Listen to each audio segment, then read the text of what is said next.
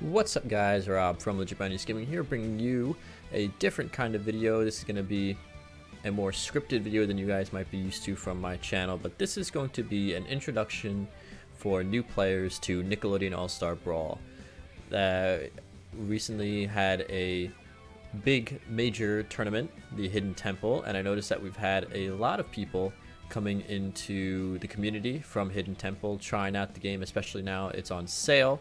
As of the recording of this video, I'm not sure if it'll be still on sale when this video comes out, but we do have a lot of players who are coming into the game and they're asking a lot of really good questions, and I figured why not make a video that's kind of an introduction to the game that can cover a lot of topics that you might be asking if you're coming into the game for the first time. So that's going to be this video, a basic introduction to Nickelodeon All Star Brawl with maybe some more quote-unquote advanced tips towards the end. You can check out the description for the timestamps below. So, you've just bought Nickelodeon All Star Brawl and you're about to play. What are some things that you might need to know before you start playing? Well, for one thing, if you're coming from a game like Smash, you do need to know that this game does work on digital inputs. So, unlike Smash, which runs on analog inputs, this game runs on digital, which means there are 4 directions: north, south, east, and west, as well as northeast, northwest, southeast, and southwest. Those are the only directions that are in the game. Now, don't worry, it's not going to feel clunky and weird that you might be like, oh, there's only 4 directions? That's weird. It's going to feel very odd. The game feels very, very smooth. But the reason that this is actually a good thing is that this basically means you can use almost any controller that you want for this game. You might be asking, well, what's the most optimal controller? Technically, controllers that feature only a D-pad as opposed to a joystick might be more optimal, since it's only going to be able to access those 8 directions and you don't have to worry about the analog inputs that a joystick is going to give you. However, the community consensus is that it really doesn't matter. Whatever you're most comfortable with is in fact going to be the best controller to use. People use all sorts of different controllers, from the basic GameCube controller, which I use and many top players use. We have people who play on the D-pad of Xbox controllers, the D-pad of PlayStation controllers, Switch Pro controllers, keyboards, fight sticks. Some top players use specialized pads such as Slice, who uses a poke-end pad. BoDD uses a pad which just features a 4-input D-pad as well as some buttons.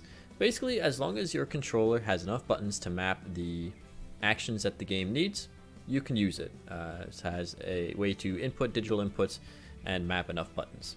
So that's it for controllers. Now, the other thing you might need to know, and is not technically required to play the game, but is highly, highly recommended by most everyone in the community, is something called the Slime Mod Manager. Now, what the Slime Mod Manager is a mod pack that has a ton of different stuff in it, but there are a couple of key things that most people in the community would highly recommend. One of them being the better training mode, and this allows you to basically customize what the AI is going to do in the training mode in the game, including things such as hold block, DI in, DI out, DI in and up, DI out and down, etc, etc, etc.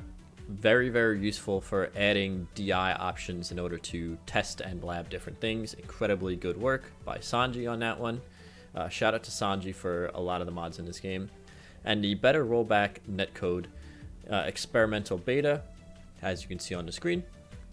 This is something that attempts to make the netcode in NASB better. The netcode in NASB is pretty good for the most part, but if you're looking for the smoothest possible experience, I highly recommend using the better rollback netcode from Sanji.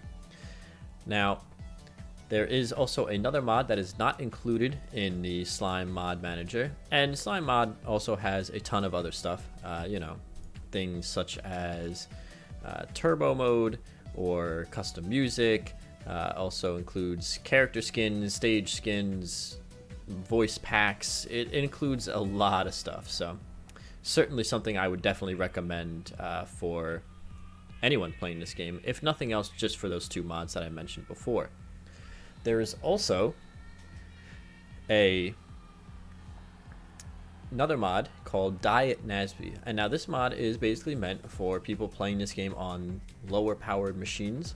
If you're noticing that the game is stuttering or lagging, or your opponents are telling you that they're experiencing a lot of stutter, what can happen in this game is if you're running this game on a lower powered machine and your opponent is running on a high powered machine, they may notice stuttering because the game is trying to compensate for the lower powered machine. And what NASB does basically removes the background from all the stages, meaning that the game runs a lot smoother because it has a lot less to render.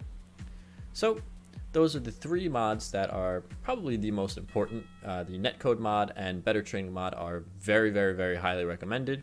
And NASB is just something you might need if you have a low power machine, or if you just prefer a more simple background for your gaming experience.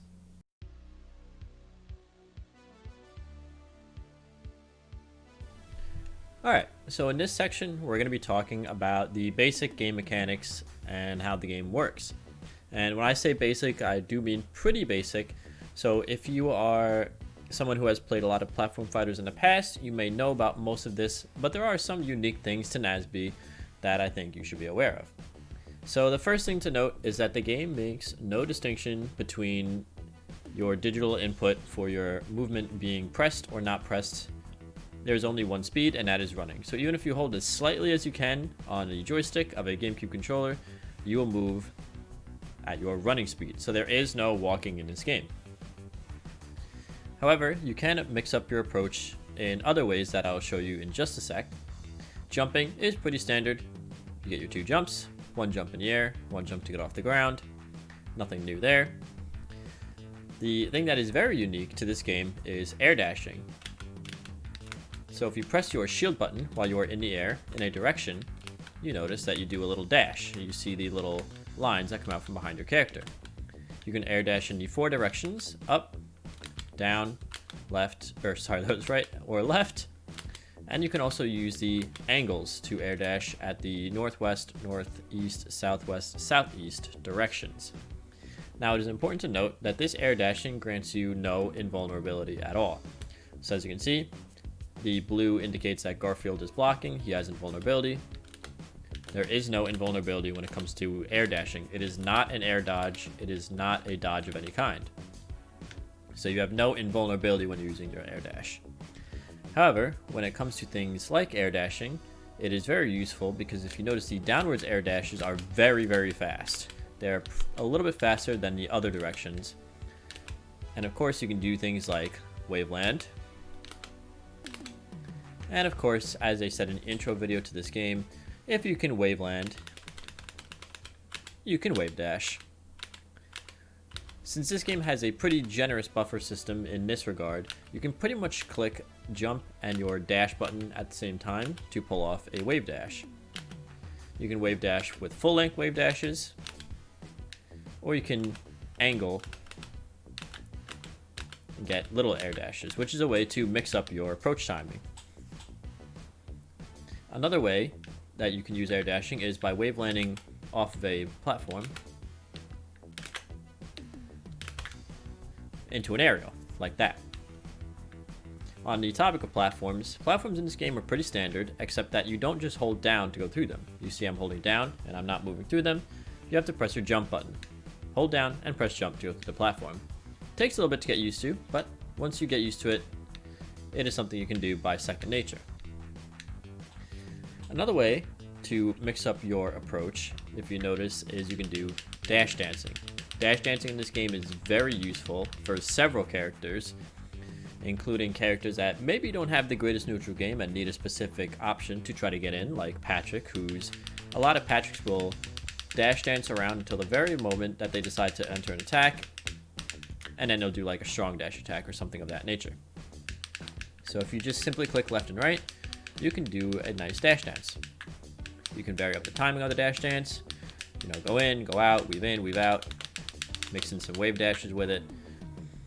The movement in this game is very, very fluid, and it's incredibly fast, as you will see at the top levels. So this last part, we're going to talk about ledges, which isn't really technically part of movement, but I think it's important to know. When it comes to the ledge, you have several options. Oh, and a little bit of a niche thing, but yes, you can wall jump in this game. It's simply done by jumping into the wall.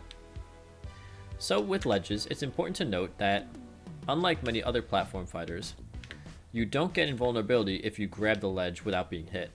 So if you can see, as I'm just choosing to grab ledge here, Garfield doesn't get any invulnerability. But if we get SpongeBob to cooperate with us, we knock him off, and then he grabs ledge, you see he has his invulnerability frames. However, you see how you just jumped up, and he's just grabbing ledge, he gets no invulnerability. You have to be very careful with this kind of thing, because if you just simply try to grab ledge thinking you're going to have invulnerability, you might be in for a bad time. So your basic ledge options are your ledge get up, which you just do by simply pressing up, your ledge roll, which you do by pressing your shield button at ledge, and your get up attack. You can also jump and wave land onto the ledge, back on stage. And if you're fast enough, you can sometimes also do a very, very fast wave land on. It's important to note when you are actionable out of your wave dashes. One other thing that you can do in this game is called strafe. So as you can see, I'm holding my strafe button, and even when I'm moving backwards, Garfield remains looking in the direction of SpongeBob. This also can happen in the air if you hold your strafe button. You notice I'm not holding my strafe button, I turn away. I'm holding my strafe button, I'm facing SpongeBob the entire time. This is useful for doing things like retreating aerials, or if you want to try to lull your opponent into a false sense of security. Oh, they're turning away from me, they're going to attack, and then you come back at them with an attack in their direction. Otherwise, you have to go through a turnaround animation, and sometimes you might accidentally hit the button in the wrong direction. So that's your basic movement options: running, jumping, air dashing, wave landing, wave dashing, dropping through platforms, the ledge options, and your strafe. There will be more advanced, quote-unquote, movement options that I will show you later on in a video towards the end. Again, you can check the description for the timestamps for that.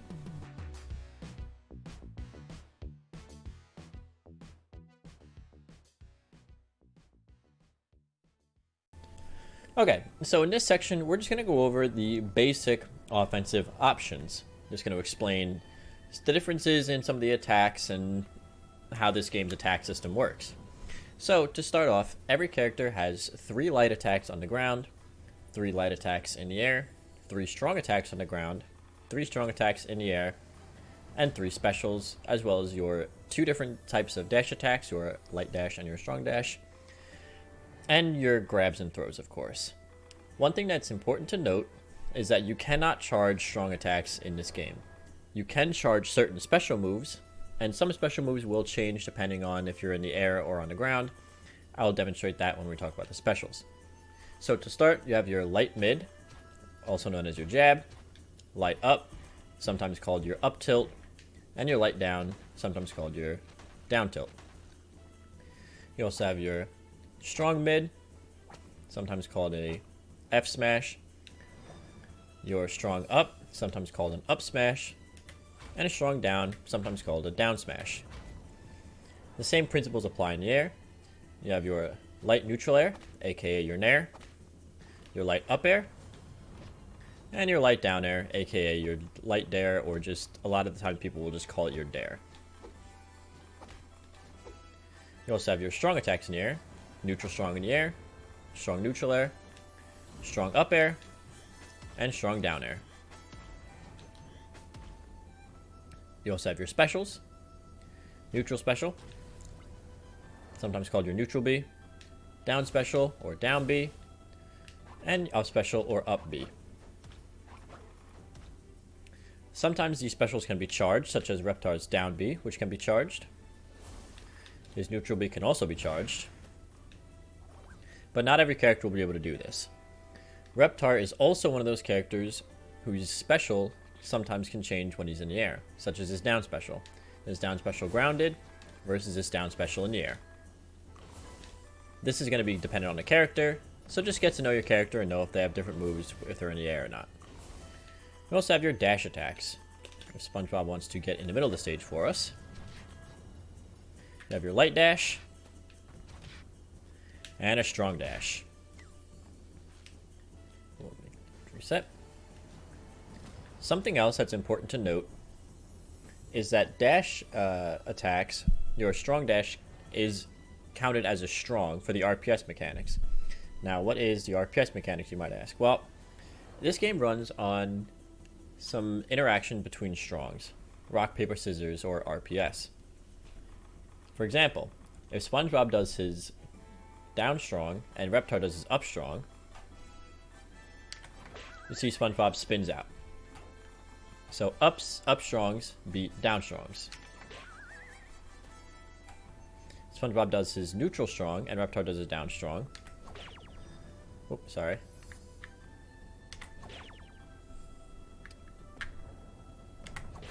See, SpongeBob enters stagger.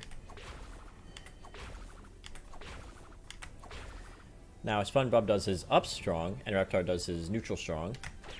See, SpongeBob both turns around and enters stagger. So up beats down beats neutral, and neutral beats up. These interactions only happen with strongs, and these interactions also happen with strongs that are in the air as well. How long you're stuck in these different states, such as spin out or stagger, depends on your percentage. For example, if we just look at SpongeBob's normal stagger, whoops, doesn't last that long. But if we crank up the percentage, see, it lasts much, much longer. This allows you to punish the RPS mechanic. Strong dash attacks also count for this RPS, and they count as neutral strong, so you can be punished for that, so do keep that in mind.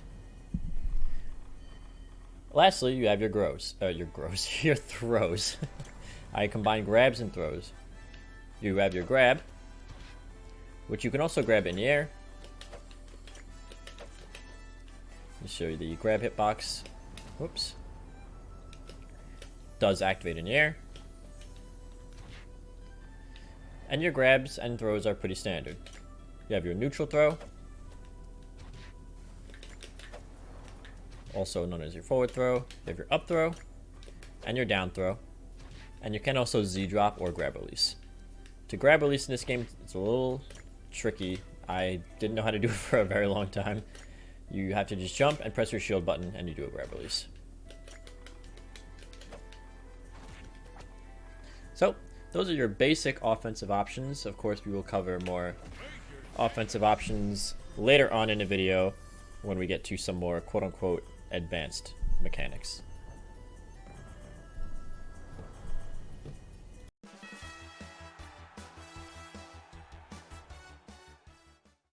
Alright, in this section we're going to go over the basic defensive options that are available in the game. Obviously, your number one defensive option is block, aka shield. Now, blocking in this game is indefinite. However, you can't just block and stand in center stage and have nothing bad happen to you. If you notice, you have pushback. And if you get pushed back all the way to the edge, you're going to enter what's called teeter. And obviously you are not invulnerable during teeter, and you are super, super punishable during this state. This also happens on platforms as well, something to keep in mind. If we could just get SpongeBob to cooperate here. If Garfield shields, even on a platform you do enter teeter. And if you're entering teeter, you're going to get punished for it. So blocking is not indefinite. It's still very strong, but because throws are also incredibly strong in this game right now, blocking all the time is not your best defensive option. It is a very good one though, for sure. Now if you notice when I get hit, when Garfield gets hit, he kind of flashes gray and moves back a bit. His shield pushback. You can actually change the different kinds of shields you do in this game, quote unquote. If you hold towards the direction of an attack, you notice how Garfield now flashes yellow, and his pushback is significantly less. You also have less shield stun when you do this. This is known as yellow block, when you hold in the direction that an attack is coming from. So SpongeBob does a neutral and you hold towards SpongeBob, you get the yellow block. Now it's important to note that this blocking system also follows the RPS mechanics. So if SpongeBob wants to do his up tilt, you actually have to hold down in order to shield it. Yeah, yellow shield. So look here, I'm holding up, gray shield. I start holding down, yellow shield. SpongeBob does the down tilt. I need to hold up to yellow shield his down tilt. So if they're doing a neutral attack, you hold towards. If they're doing a upwards attack, you hold down. And if they're doing a downward attack, you hold up. Same thing goes for strongs. There's also something known as a parry. Perfect shield, power shield, blue shield, whatever you want to call it. Usually people refer to it as parry. And that is when you both hold the direction of an attack and you time it. So if you start holding shield and you're holding the correct direction of the attack within 6 frames, you're going to flash blue and a sound effect's going to play. I'll play a clip here with the sound really cranked up so you hear the sound effect and you see the parry. And this has even less pushback, almost none, I'm pretty sure, and significantly less shield stun than both yellow block and gray block or no block. You want to try to yellow block as often as possible, and if you know an attack is coming that you know you can time it, you obviously want to parry. This game obviously also has DI, or directional influence, and that is when you get hit, you can influence the way your character moves. For example,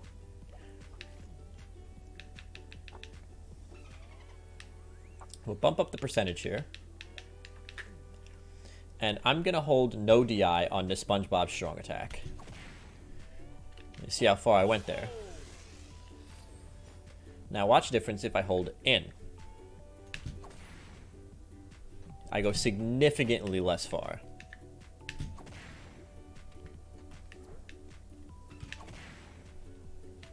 You can also DI up, DI away. If I DI away when SpongeBob goes to hit me, I'm going to go flying. You can also DI up and away, up and towards. It follows the same pattern as the digital inputs allow. So you can DI up and away, up and towards, down and away, down and towards, or simply just up, down, away, or towards.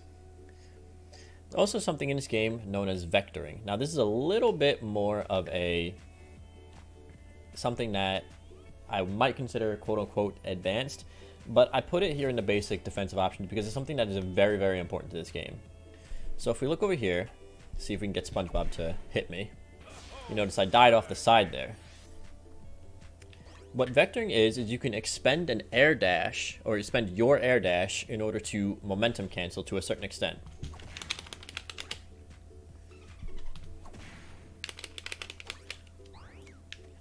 So if you basically, when you get hit, if you think you're gonna die, you can more or less spam your jump and your air dash to try to vector back in. You see, I live that instead of simply dying off the side. This can be good for living upwards, not so much living downwards. Typically, if you get spiked, you're pretty much gonna die. But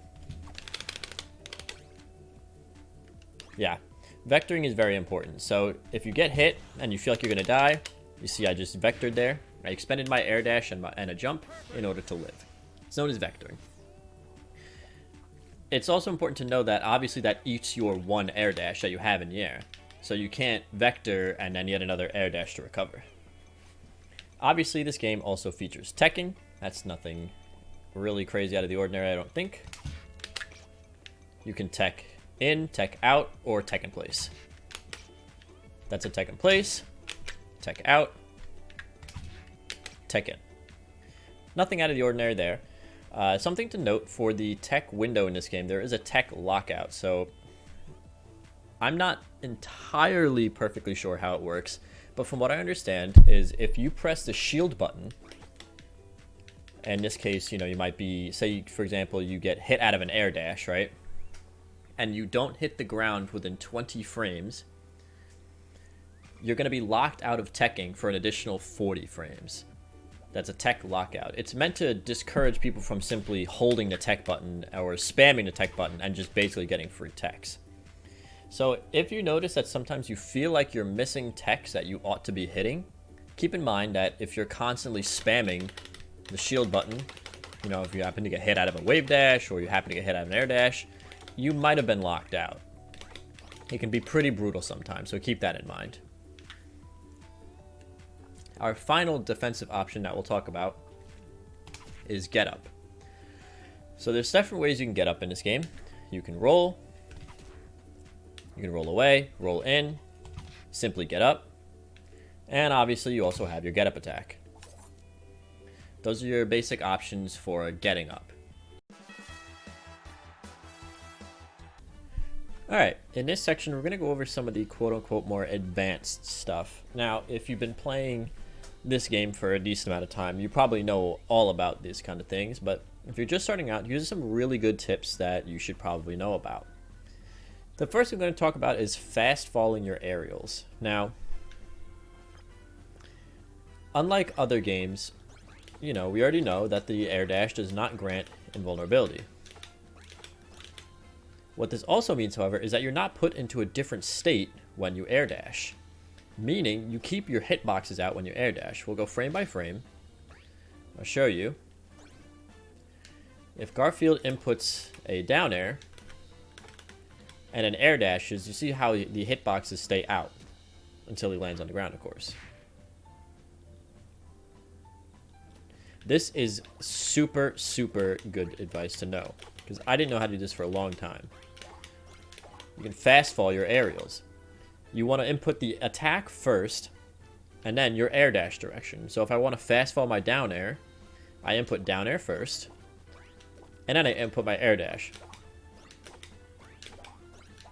So that's an air. This is useful for stuff like shield pressure.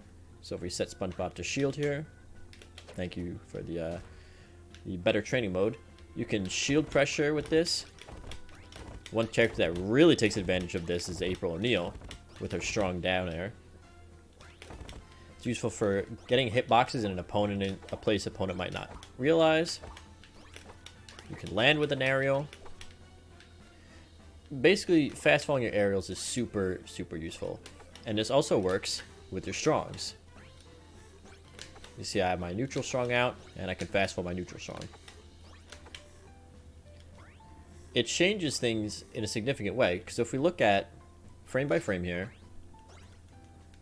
if I just have a neutral strong out, it basically only covers that one area. However, if you go frame by frame again, and I fast fall my neutral strong, look how much more area it covers. The hitbox stays the same, but instead of just covering in front of Garfield, I can now have it cover basically my landing. Very, very useful stuff. The next thing we're going to talk about is when exactly should you be applying your air dash. Like I said, air dashing is very important, and you only get one per air time. So you don't want to just throw it away. Air dashes can be useful for things such as escaping combos. They could be used to extend combos, or go for a finishing blow. Vectoring, or wave landing, wave dashing. But wave dashing doesn't really so much eat your air dash since you stay grounded. But it's very important to know that once you use your air dash, it's gone. So if you expend your air dash to try to get out of a combo, and you still get hit, you can no longer use your air dash. So you can't vector out with it. So you might die off the side or off the tops to something you might not otherwise die to. And you can't use it to recover if you get hit below the stage. So it's important to keep in mind that you only have your one air dash per air time. Generally speaking, if you're getting comboed, it's going to depend on the character when you're going to want to try to use your air dash. But keep in mind, once you use it, it's gone. Something else that's really important to know about this game is dash attack canceling. Every dash attack in this game can cancel on a hit. As you see here, I can input a light dash into a jab, or I can do a strong dash into a strong neutral. You can also jump out of your dash. SpongeBob wants to be nice and stand here for us. You can see I was able to jump and get off a down strong. Many characters take advantage of dash attack canceling with strong kill options. Garfield, for example, can do his light dash into down strong at ledge and sends an opponent at a pretty severe and brutal angle. Both your strong and your light dashes cancel, and it's important to know what your options are out of a cancel. Many Lucy's, for example, will use their light dash into a jump and into down air to secure kills as low as basically 0%. One other thing that's important to know about this game in terms of quote-unquote advanced game mechanics is how projectiles work. You can't really truly camp in this game. You can't really truly zone because of the way projectiles work. The way you can deal with projectiles is certain projectiles can be destroyed with light attacks, such as Garfield's Pookie. There we go. You see, SpongeBob can just simply jab Pookie, and he goes away. You can also destroy certain projectiles with a strong. Sorry if this is a little jittery here, guys. I'm trying to use 2 controllers at once here. You can also destroy projectiles with lights that are in the air. You can grab all kinds of projectiles in this game, even things you think you might not be able to, such as Danny Phantom's laser, or even one of Lucy's bats. Certain projectiles can also be reflected in a way that harms the user. So for example, you see Zim puts out his gnome. It doesn't hurt him, but it hurts Garfield. However, if Garfield hits this gnome with a strong attack, you notice it now hurts Zim and doesn't hurt Garfield. That's because that projectile was in a state of being reflected. For example, if Garfield hits Gur, it now hurts Zim instead of Garfield. So some projectiles are destroyed by strongs on the ground, some projectiles are reflected. You can grab almost every single projectile in the game. You can do all sorts of fun stuff with them. So there are a few projectiles that don't follow this. You cannot grab Pookie off the ground, for example. Pookie can only be destroyed when on the ground. And Toph's fully charged boulder will absolutely obliterate you, and you cannot reflect it, grab it, or beat it out by any traditional means other than simply just shielding it. So those are some quote-unquote advanced techniques and things that you should know about the game. Of course, there are plenty more to learn, and as you play, you'll learn more, but those are the basic ones that I think are important to know. Fast falling your aerials, knowing how and when to apply your air dashing, dash attack canceling, and how to deal with projectiles.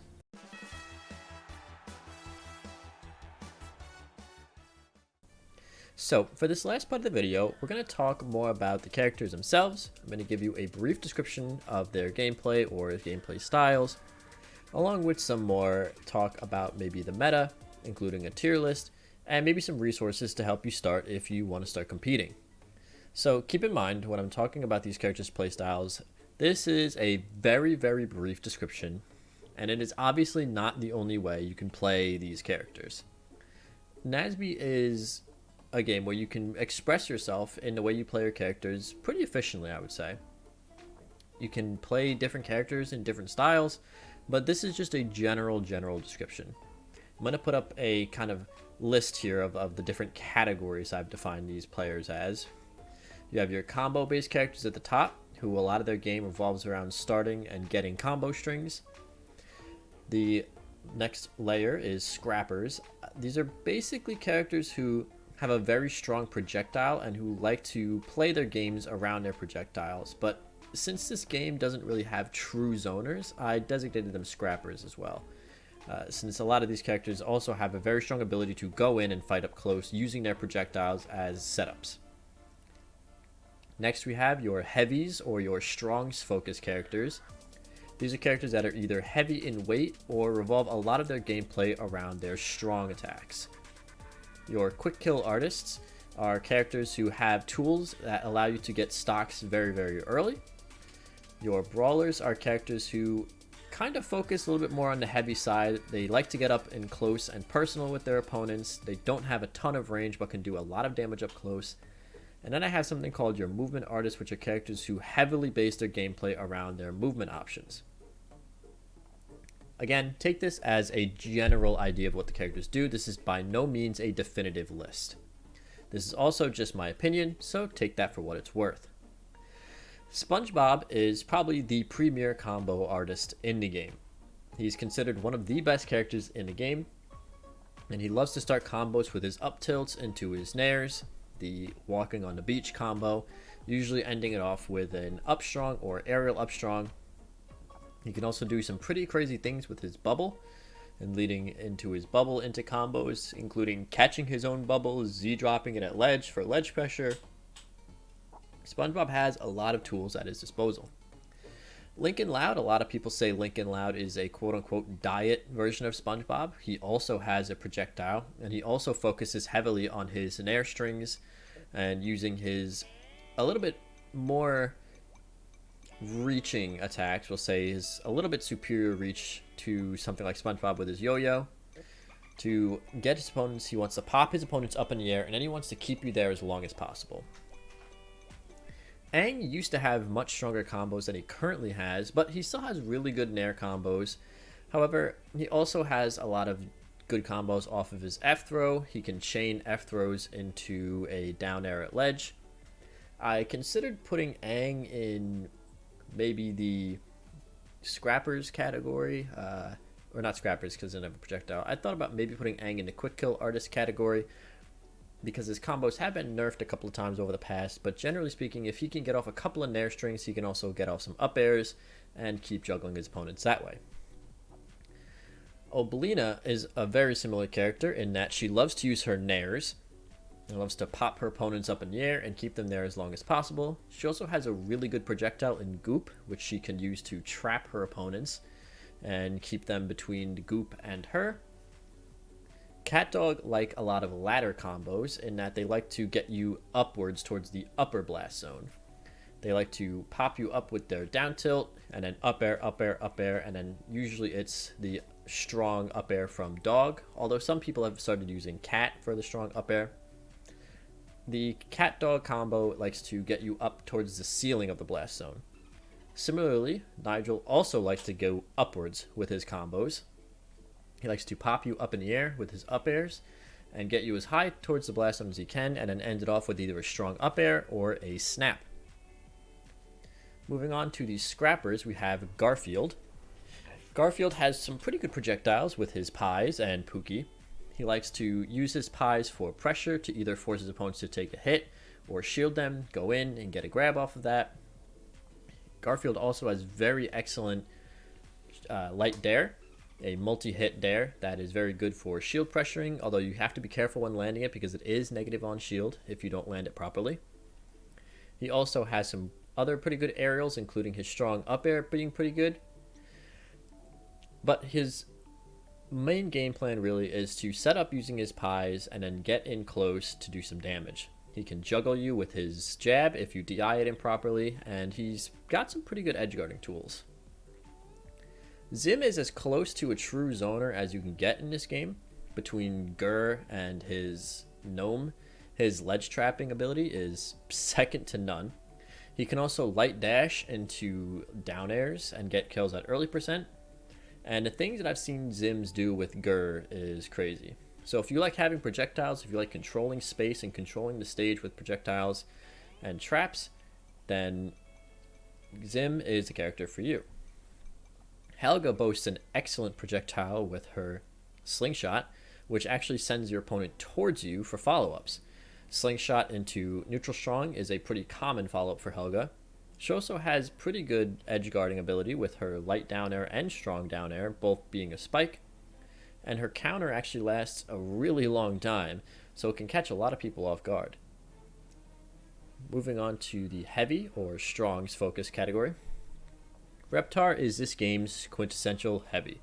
He hits hard, but he doesn't move very fast and can struggle really, really hard against some of the more agile combo based characters, but he boasts an F throw chain, and again, being a heavy, he hits pretty hard.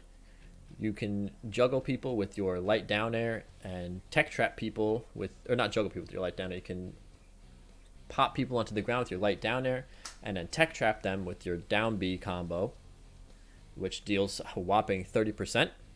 You just got to be careful to space out your other moves. Ren and Stimpy have some of the best anti-airs in the entire game. Ren and Stimpy's light down air is basically one of the best moves in the entire game in general. It is strong as hell and sends you at a really brutal angle right towards the blast zone. Ren and Stimpy love to catch people dashing in or recovering high with their light down air. They also boast a really strong throw to light or strong down combo at ledge, which is a very strong spike and can kill if you're not prepared for it. Powdered Toast Man loves to grab, Z-drop, shine, lick. If you like a character who hits like an absolute ton of nukes, this is the character for you. All of his moves send you absolutely flying. And despite all that, despite being a heavy himself, he's actually considered one of the best characters in the game currently. April O'Neil is surprisingly light, but a lot of her game plan focuses around her strongs.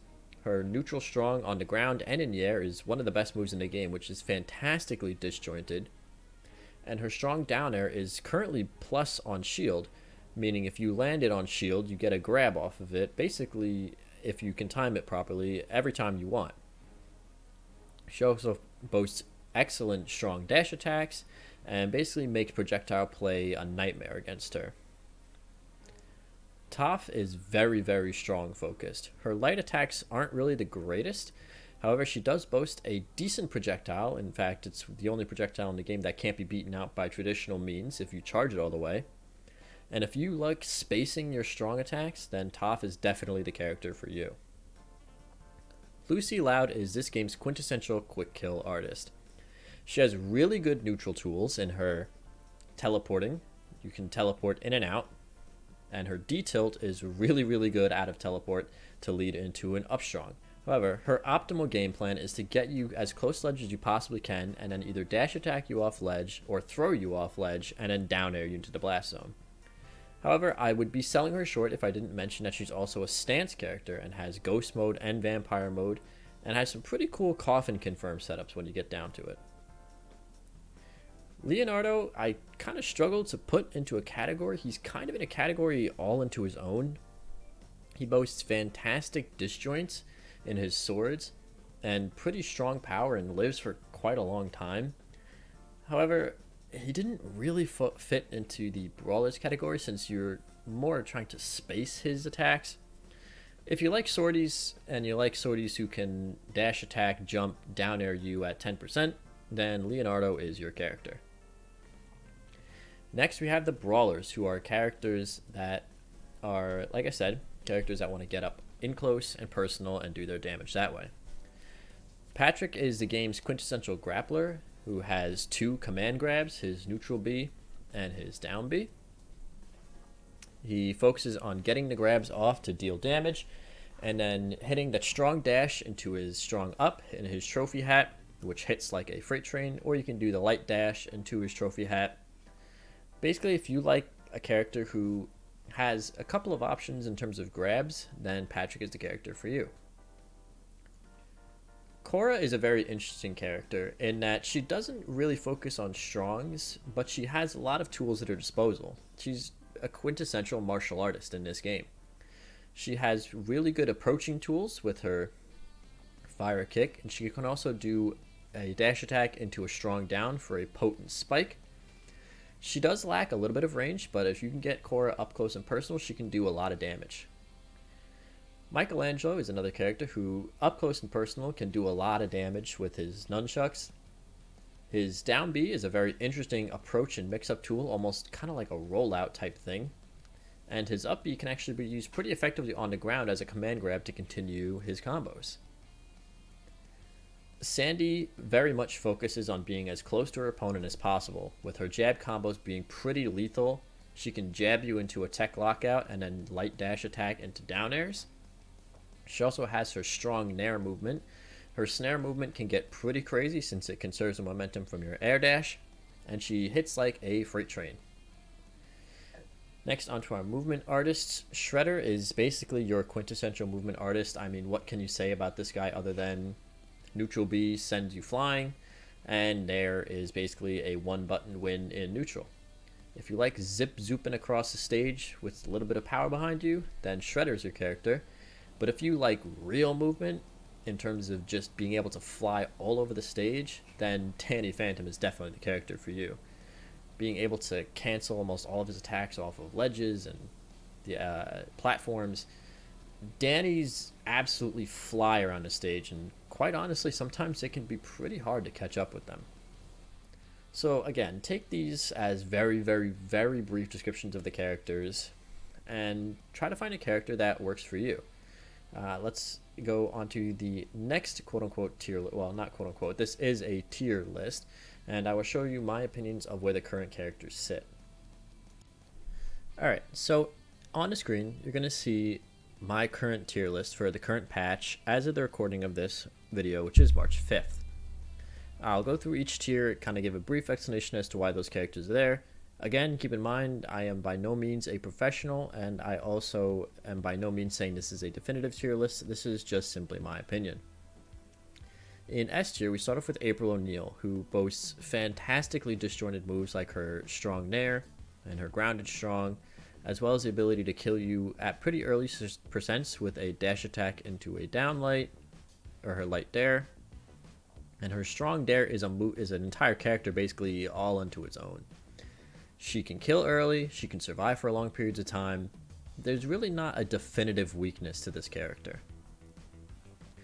Powdered Toast Man is another incredibly good character in this game, with the ability to kill a lot of the cast at 0%. If you do a grab into a Z-drop shine lick, aka his strong up air, he can kill most of the cast really, really early. He also hits like an absolute freight train and has some pretty decent light moves as well, with his Nair being pretty strong if you can land it. The angle it comes out at is random, so sometimes you get RNG'd. But he can set up some jab resets pretty efficiently, and overall he's a really good character. His only really glaring weakness is that his recovery does not have a hitbox on the way up, so it can be pretty exploitable. SpongeBob is arguably the best combo character in the entire game. He can continue his combos for a very, very long if you know what you're doing, with his Nair strings being pretty insane. He also has one of the best projectiles in the game, with his bubble being absolutely insane, the things you can do with it.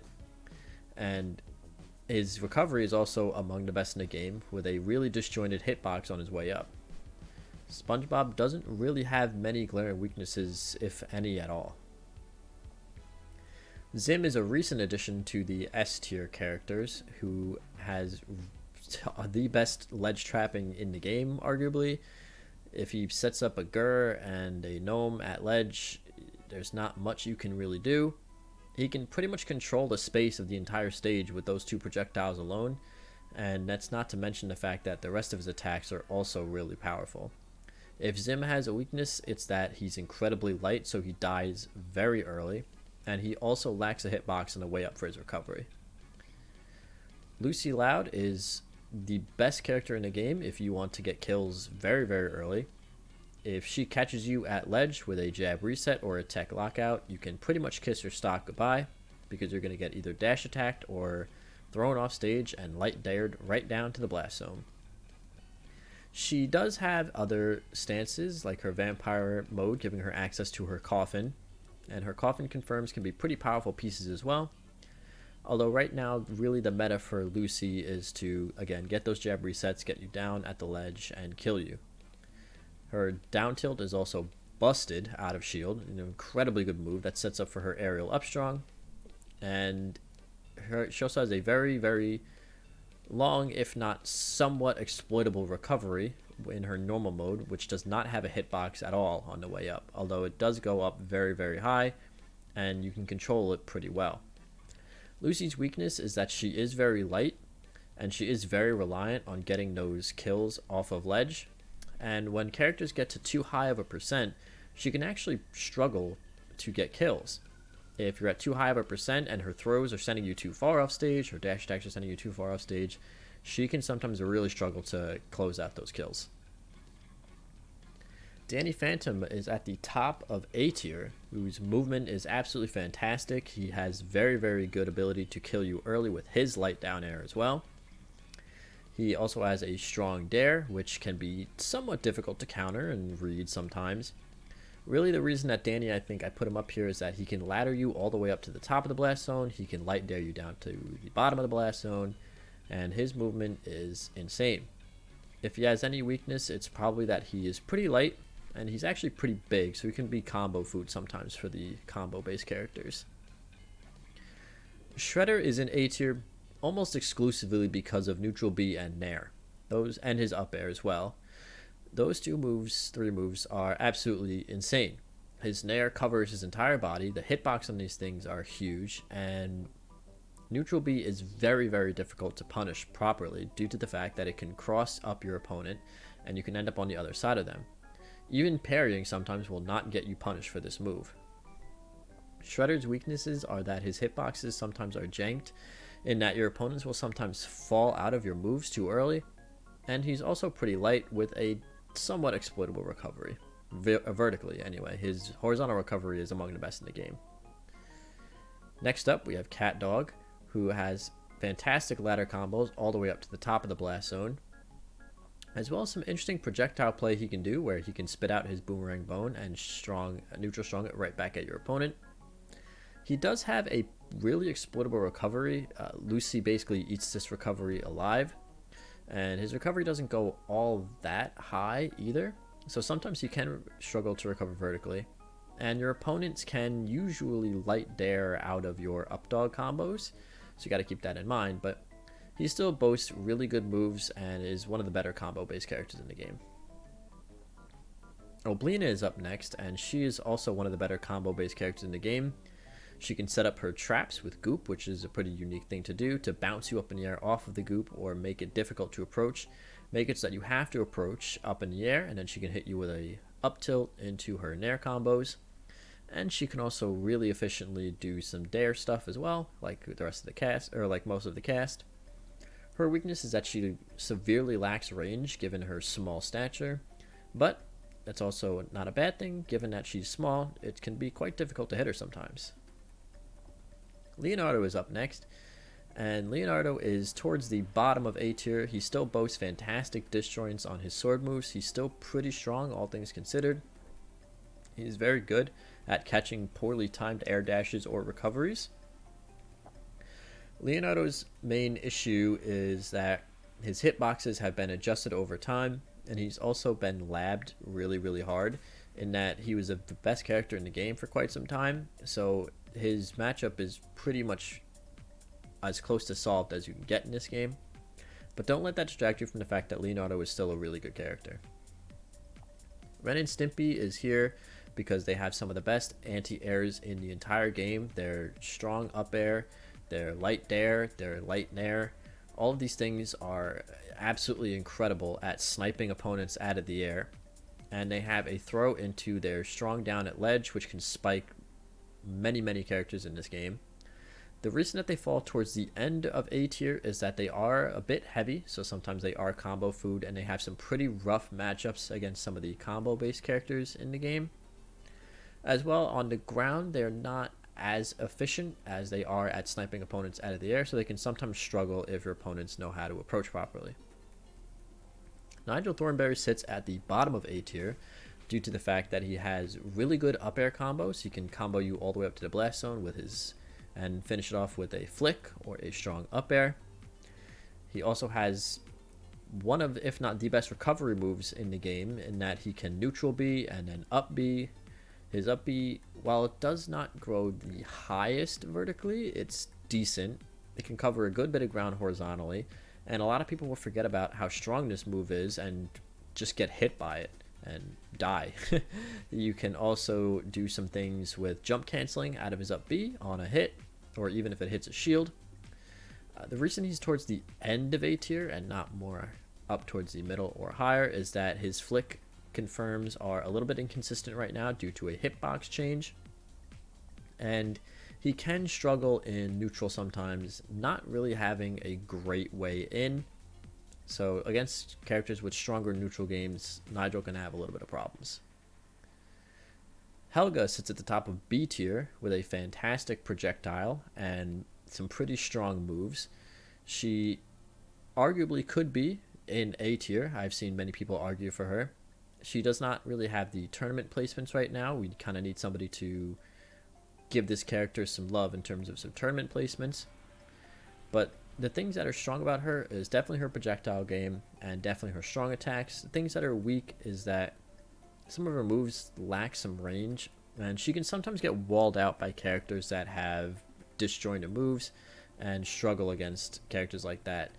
Especially if those characters' disjointed moves are strongs, which are reflecting her projectiles, she can have a bit of issues sometimes. I put Patrick here in the middle of B tier because he has some really strong attacks, like his trophy hat attack, and some really good confirms into it, like his strong dash or light dash into trophy hat. Of course, his hug driver is one of the best moves in the game at gimping your opponents. If you're at 200% and they're at 0, you can just hug driver them if they don't get out of the way, and you can just fly off the stage and your Bowser side essentially. The things Patrick struggles with is his neutral game. His neutral game is really not that good. He doesn't really have much of a way to get in. A lot of his neutral game revolves around dash dancing and hoping your opponent either makes a mistake or messes up and gets hit by a dash attack. So Patrick, you will find that you struggle to get in sometimes, but otherwise he can be a really good character. Aang sits at the lower end of B tier because his combos are not nearly as consistent as some of the other people in this cast, and he can struggle to kill. Specifically, he kind of has that Lucy problem where sometimes he struggles to kill at higher percents. He has a pretty good neutral game in that his hitboxes are fairly big, especially on his Nair, but he can have times where if he's not getting those combos off and they're not landing consistently, he just can't find the kills. He's also fairly light, so that doesn't help either. Lincoln Loud sits at the bottom of B tier. He does a lot of things that SpongeBob does, just SpongeBob kind of does them better, but Lincoln does them with a bit more range with his yo-yo. Lincoln has better edge guarding than Sponge. He has a really good edge guarding tool in his strong dare. His yo-yo is something that you can apply pressure with, although it's not as good as some of the other projectiles in the game, and Lincoln can struggle to kill at times, being that his hitbox on his strong up air is not as big as some of the other casts. And quite honestly, Lincoln has to do a lot of work to get kills that the rest of the cast, quite honestly, just doesn't. Sandy sits in C tier. She is a really good character at getting some early gimps with jabs and light dares if you can set it up. And her snare movement, her strong nair movement, can be kind of crazy. But she does struggle a lot to kind of get in against some characters that might have disjoints. You know, she can't get the lasso off and get the grab in that sense. She can struggle to get in. Her recovery is really good with her down B and her up B, both being fantastic recovery tools. However, sometimes she can struggle to recover if your opponents are reading it correctly. And overall, Sandy is a character that if she gets in tight, she can do a lot of damage, but sometimes she really has a problem with getting that close. And Korra pretty much has a similar problem. Korra, when she gets in tight, is lethal. And she can do a lot of things with her up throws and down airs. She can do a lot of things with her dash attacks into dares. It's just that other people in the cast do it more efficiently and better than she does, and she can get walled out really heavily against a lot of the cast. Reptar sits at the top of D tier. Reptar is one of the strongest characters in the game. He hits like a freight train, and his down B can really be a problem for your opponents if the tech lockout window happens. He also has some pretty good mix-ups with his down B in the air and being able to fully charge his neutral B for a surprise.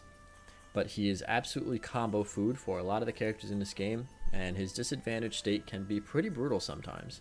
He actually has a decent neutral, but a lot of Reptar's game relies on callouts and hard reads. He can be a lot of fun to play, but if you're playing against certain characters, he has a really tough time. He has not great matchup spread, but don't let that stop you from playing him if you're interested. Next up, we have Michelangelo, who has very similar problems to Sandy and Cora, but worse. Mikey can really struggle to get the kill despite how strong some of his moves are. His combo game is pretty lacking in a lot of areas, and his projectile is pretty good, but it's very slow, and thus it's very easy to counter. Also, being a tether grab for his up B means if you're just too far away, you just don't even get the chance to recover. You just die. Garfield is a character who has really good projectiles with his different kinds of pies. Pookie is an okay projectile, although it suffers from being very easily destroyed. And Garfield's main problem is killing. He can sometimes really struggle to get the kill, as his moves aren't necessarily the strongest, and his strong moves, like his up smash, aren't really the biggest hitboxes on the planet and pretty easy to avoid. He has good aerial moves, his Nair and his light dare being really good setup moves, and he can combo you efficiently, but sometimes he just can't find a way to get that kill. And if you're playing against an opponent who's using a character who's using a lot of strong attacks like an April, or is walling you out like a Zim, it can be pretty miserable sometimes. And at the bottom of D tier is Toph.